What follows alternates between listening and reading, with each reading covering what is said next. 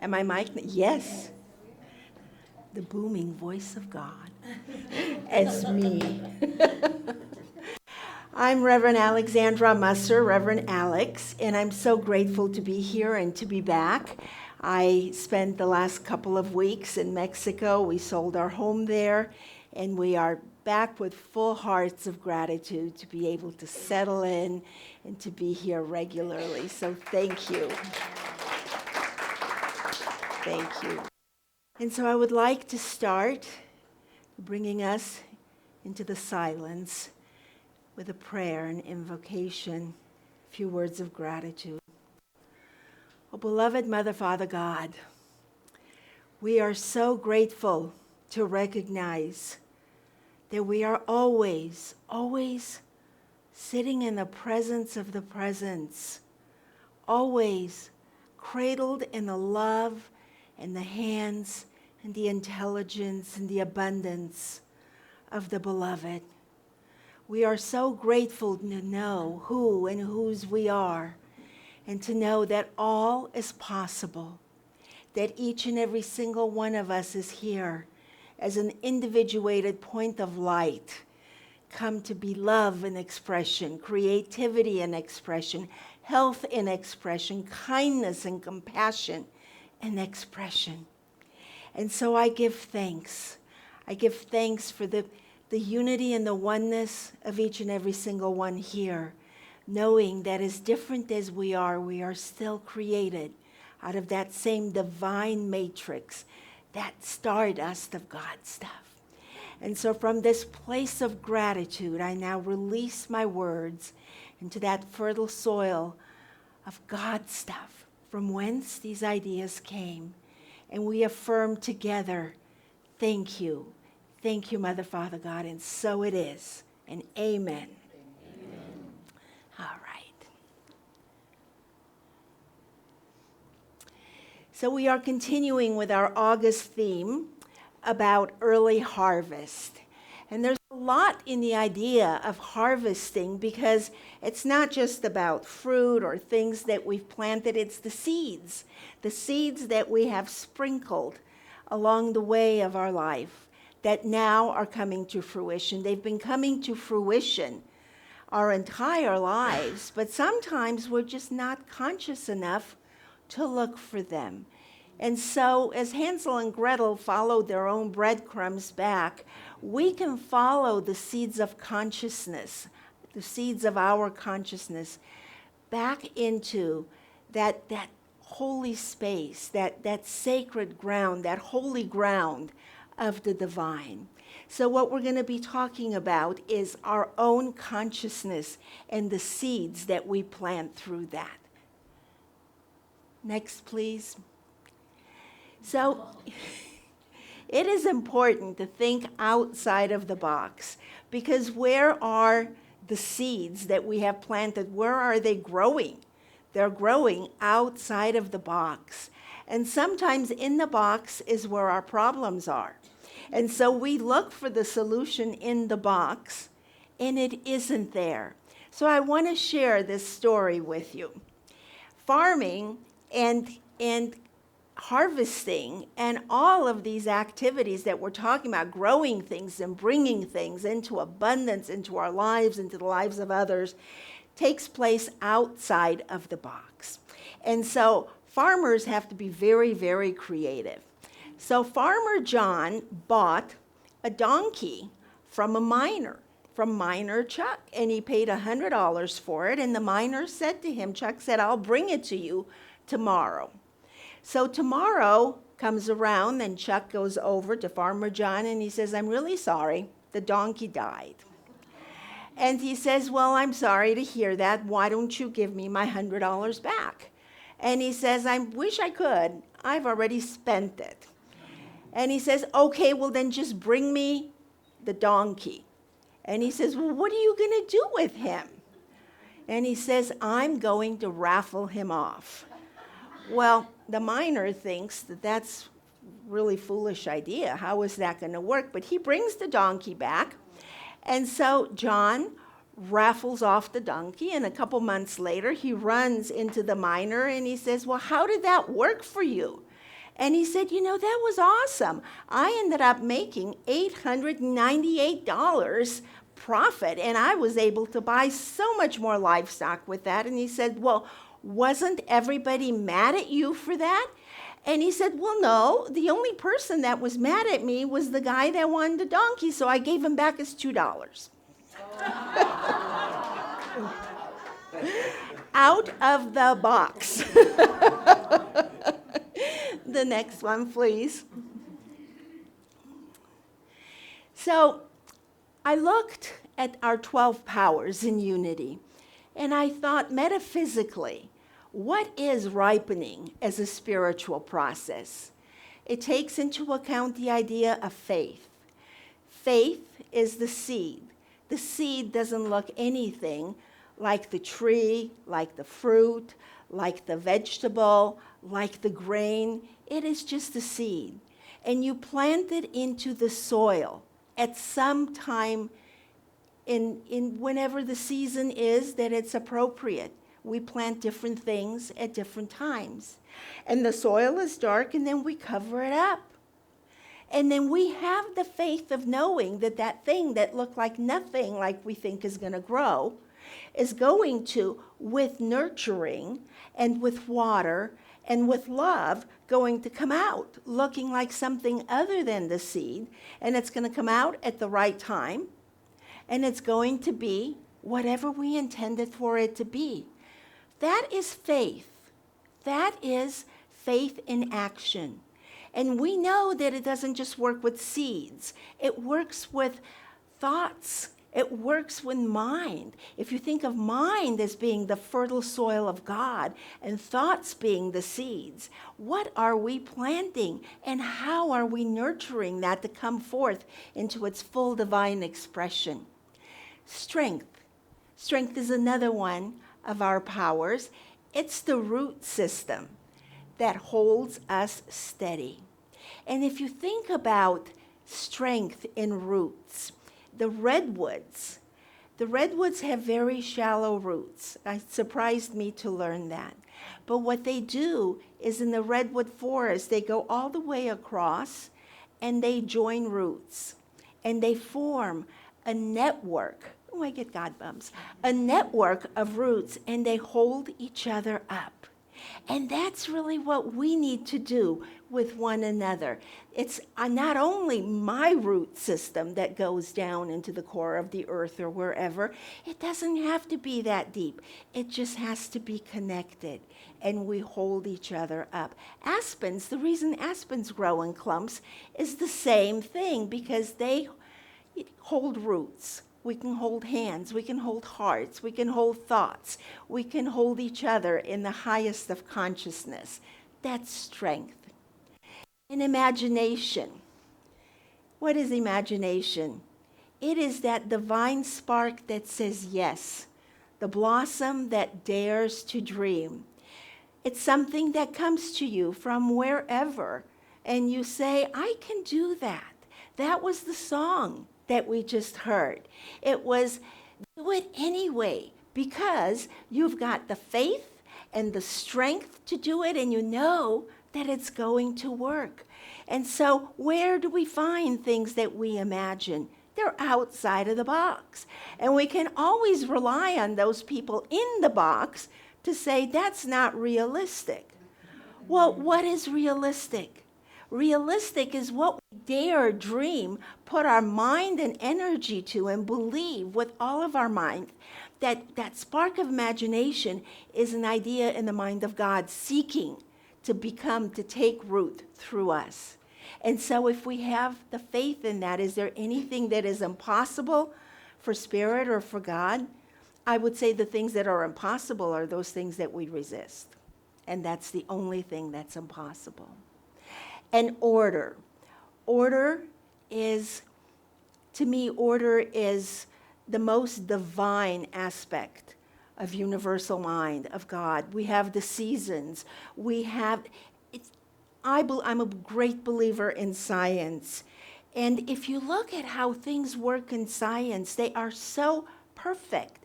They are so unimaginably perfect. The more that we discover, even as we take our breath and as our heart beats, and the seasons and how seeds become different kinds of things, and all the animals and the divine order of the animals and even the food chain, that is. Sometimes people think that, well, because we've explained things through science, then we don't need God anymore. Science, to me, is the perfect expression of the divine in how it perfectly aligns everything. It is order, and it is the rhythm of divine timing, and it's the law of the universe.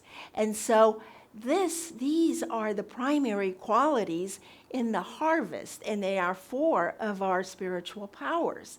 Charles Fillmore tells us that faith is the perceiving power of the mind linked with the power to shape substance. And where does that happen? In divine mind, which we all share. There's only one mind. That mind is God's mind. The next one, please. So here I have created a little bit of a visual on these powers. Faith, it perceives our divine ideas and it trusts the unseen good. It believes in those things. And that center is in the pineal gland in the center of our minds. And as I was creating this, I tried to go to those places in my own body to connect with these powers, and I would invite you to do the same thing. I had a physical experience that really helped me to align. I could feel these different things. Strength, it anchors perseverance and our physical stamina, and that's located in our lower back. And in Louise Hay's, if your lower back is bothering you, it's because you feel unsupported. So in Heal Your Life, that's where our strength is. And that's where we know that we can. Our imagination, which envisions divine possibilities, it's in the forehead, it's in the third eye area. And sometimes when I think of things that I would like to create and manifest in my life, I will close my eyes and I will try to radiate the image of what that is in love through this region of my forehead. And things picture out, things that I didn't really think of before. I watch them and I learn from them. It is a process that we can say, show me. This is my idea. Show me how this can work. Show me what this looks like. And of course, order, aligning with divine timing, and harmony. I mean, order has to be harmonious because everything is interrelating. Think of it as a beautiful symphony. It seems spontaneous, like the song that you sang, but it is in harmony. The notes align. You can't just all spontaneously do that. It is in divine order. And that takes place in our abdomen and our solar plexus. This is why sometimes when we walk into a place where where the energy is chaotic, and we can kind of feel something here, the butterflies, the nervous, like I'm afraid of something, it doesn't feel right, it is because we've walked into an energy that is out of order, and that's why we feel that. And the reason I wanted to share where these things align is because as we take these practices on, then we can recognize these feelings and where they come from. And the next one, please. So what is the seed? It is a divine idea. Every harvest begins with the seed, and it's planted in the fertile soil of our mind. Charles Fillmore tells us divine ideas are the blueprint of creation. Faith is the power that perceives these ideas, even before they sprout. Faith is the farmer's trust in unseen roots, the knowing that what we've planted in prayer will arise in time. I'm sure that each and every single one of us here, looking back on our lives, can see the times that we were saved by some sort of a miracle from some situation that we had no idea how we were going to get out of. And what was that?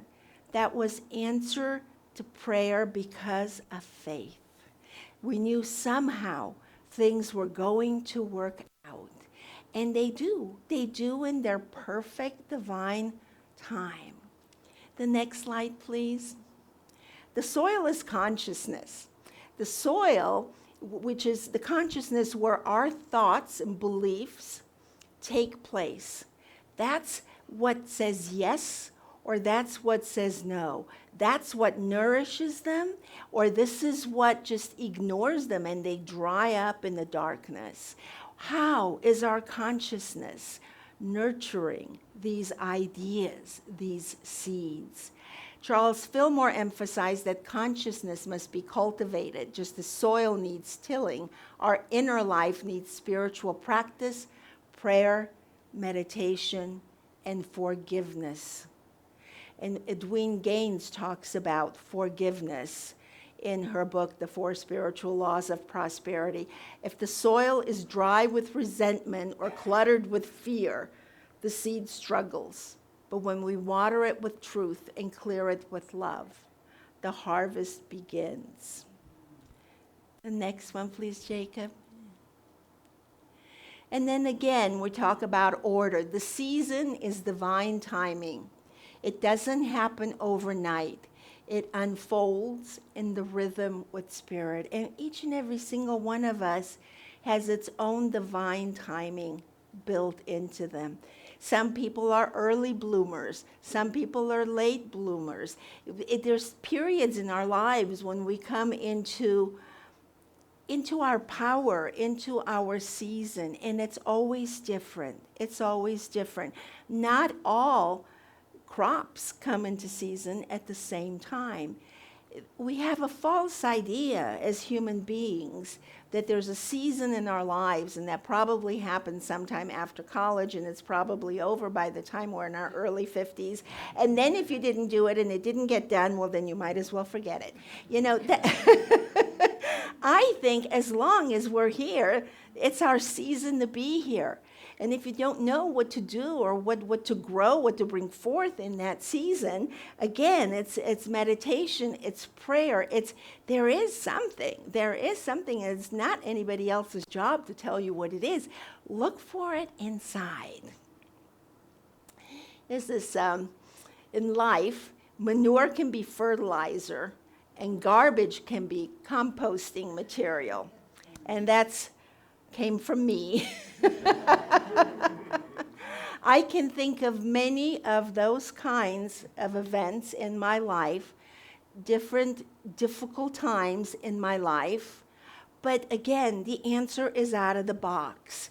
Is it manure, or is it garbage, or how am I going to use this to create something else with it? Because remember that we are intended to succeed. We're not intended to fail. So keep looking for the way in which it's going to work, and it will. I thought I was losing everything, but Spirit was pruning me.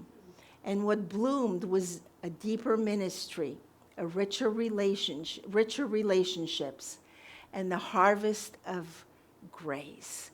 And these things are true. They're very true about me and my life, and I'm sure they're true in some of your lives too. What I'm referring to is back in 2008 when the market imploded, and my husband and I at the time were at the peak of our real estate careers. What do? We do real estate and mortgage loans. And what do we own? We own real estate. Well, can you imagine what happened to us during that period of time in life? I mean, I remember that I had one transaction that I started working on in December of 2008, and it didn't close until August of 2009. I mean, it was the dark night of the soul, and I kept reading the book of Job, thinking that there would be lessons in that for me, which I'm still puzzled about. But I just during that period of time, we never missed a meal. We were all in our house. I remember our daughter saying, Mom, how come we're eating so much hamburger? But, let that be the worst thing that happens. And then what comes out of that? A greater level of appreciation, a new discovery, a new career, a new way to look at things. You start something different. My husband's relationship and mine is so much closer after we've been through that, because we came through it together. We were both in the same line of work. Everything we did was commingled. That was not a good time for those of us in the real estate and lending business.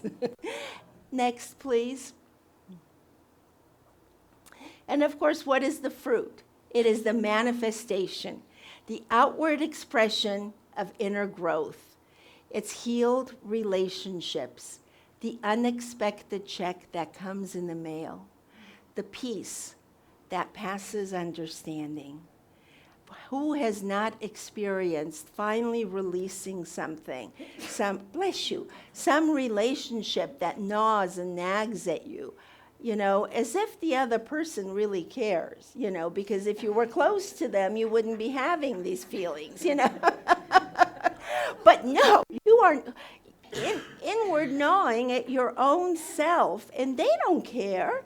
They don't know, and if they knew, they'd probably be happy that they're making you miserable, right? So, we release that kind of angst, that kind of, rubbing together of energy, and then all of a sudden, because prosperity is all related to that, and then unexpected checks come, and then you are at peace, and then you are grateful. Fillmore reminds us that manifestation is not magic. It's the natural result of spiritual alignment. The way in which the house that we just sold in Mexico happened was really miraculous, because we were in a situation where we just really couldn't go back there anymore. I've started my ministry here. Thank you for welcoming me. Everybody knows the story with my daughter and a grandson that we're helping her so that he can go to school. And it was there by itself. And we couldn't rent it. We didn't want to rent it. And it is, over 500 miles away, so you can't really go and check on it.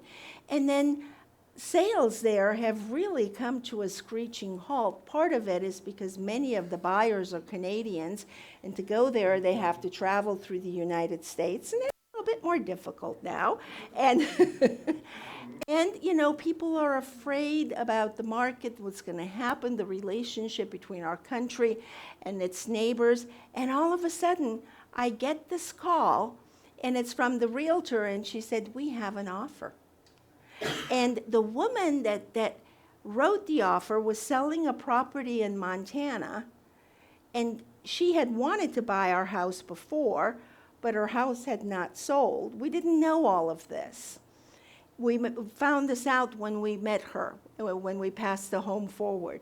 She said, I'd looked at your house online for all of this time, and I really wanted it, but my house just wasn't selling. And then all of a sudden, you reduced the price, and I got a quick cash offer on my house in Montana, and it all came together perfectly. It closed in 3 weeks. Wow. Yeah.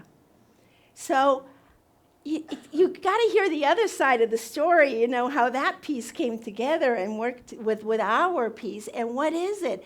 The natural result of spiritual alignment. Because I knew that what I'm doing in my life right now is the right thing. And I knew that just wasn't serving us. And I knew that I wanted to pass it forward to someone whose life would be served and enhanced by that.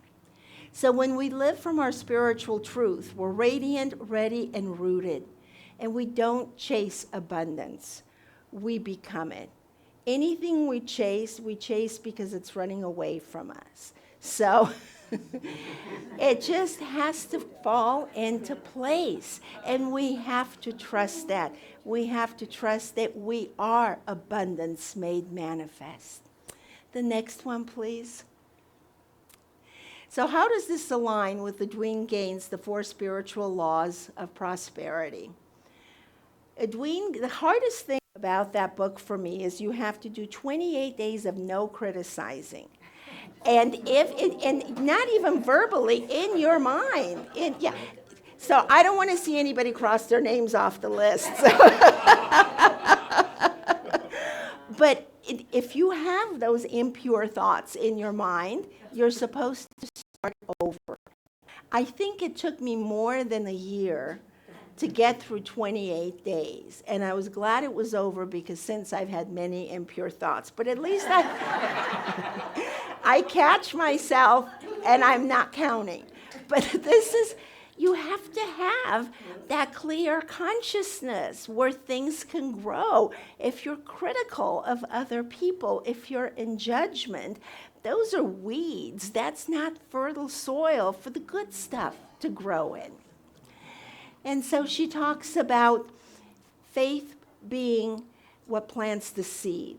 Tithing is trusting in our source. The strength anchors the roots.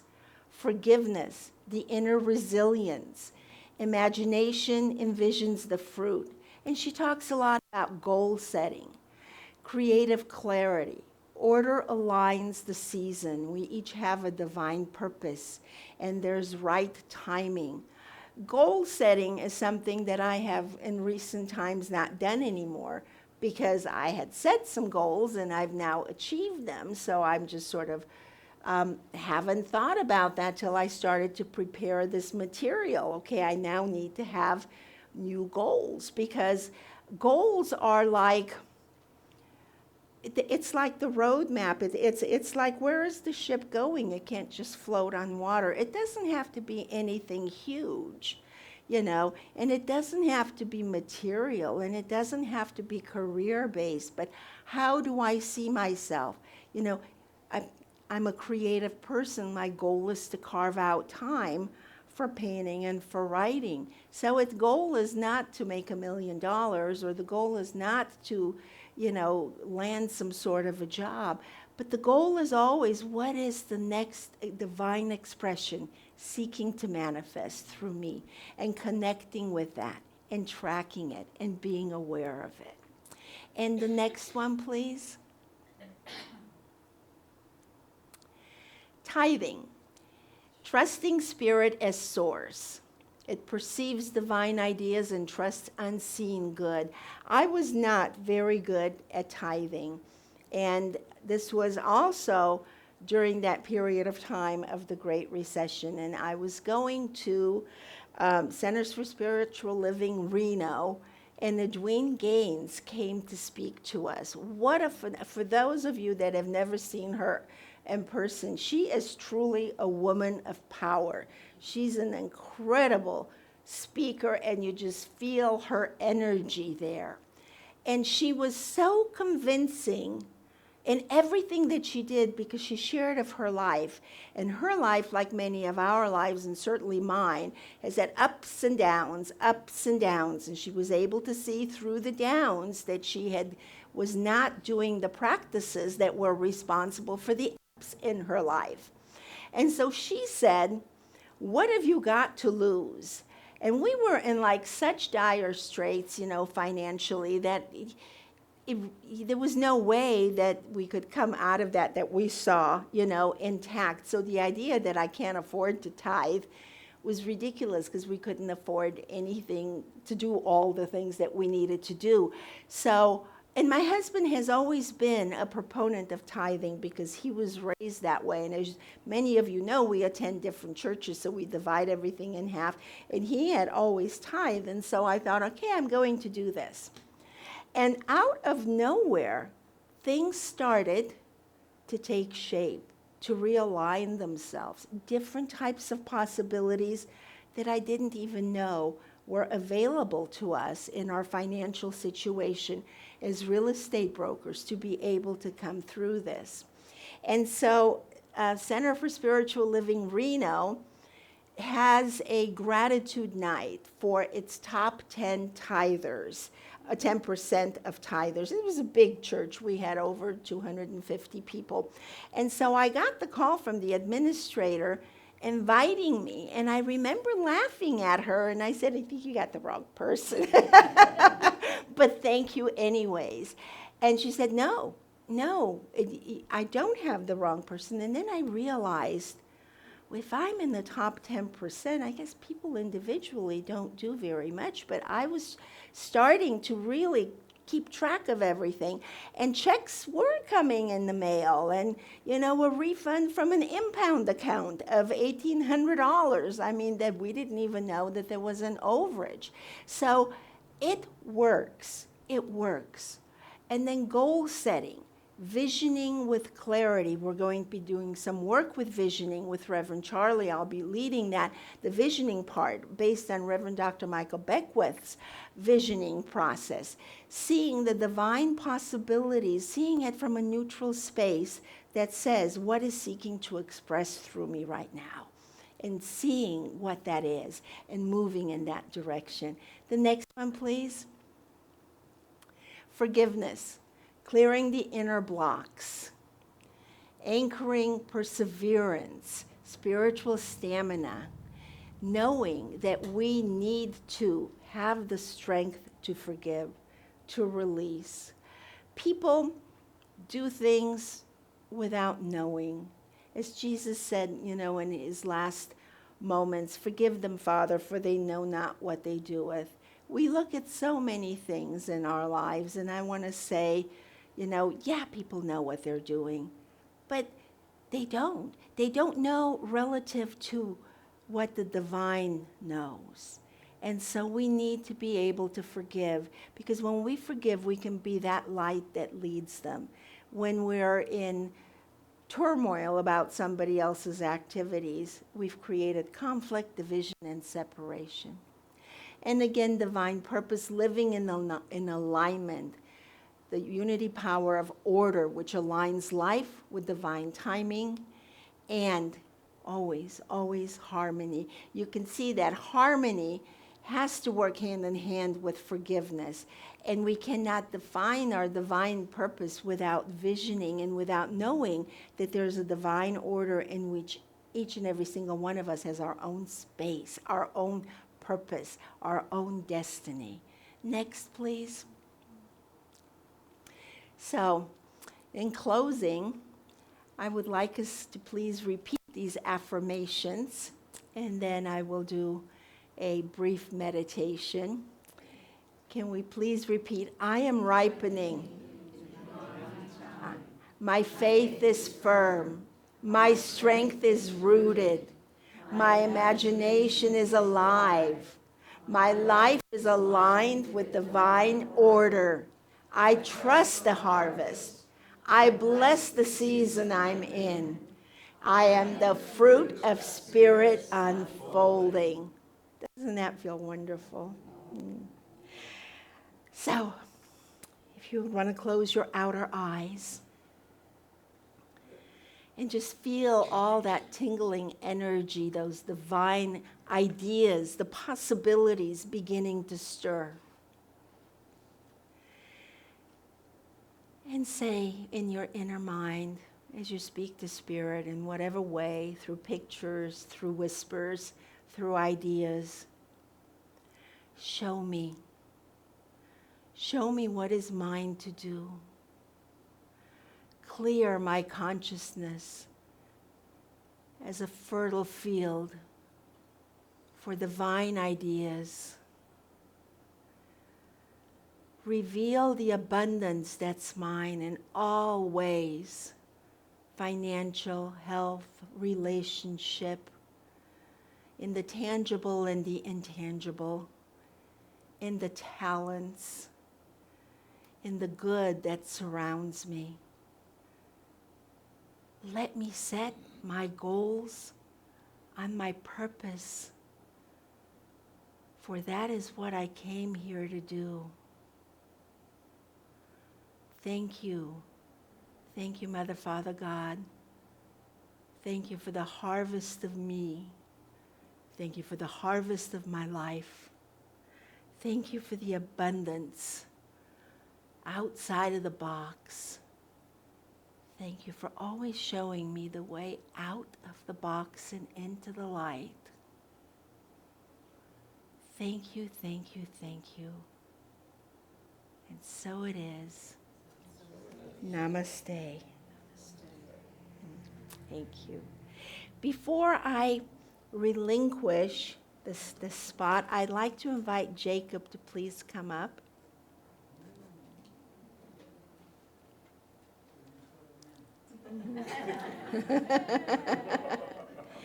So, Jacob has done our tech stuff so wonderfully, and he is in the 11th grade, and he has... I'm in 10th grade. You're in 10th grade? All right. There's a whole bunch of different things going on, and so he will continue to be with us. He will be our alternate for tech. I'd like you all to meet Mickey over there. Mikey. Sorry. I have been calling you Mickey in my mind since yeah. And he's going to be doing it for us on a regular basis, but we really want to say thank you. Thank you, Jacob.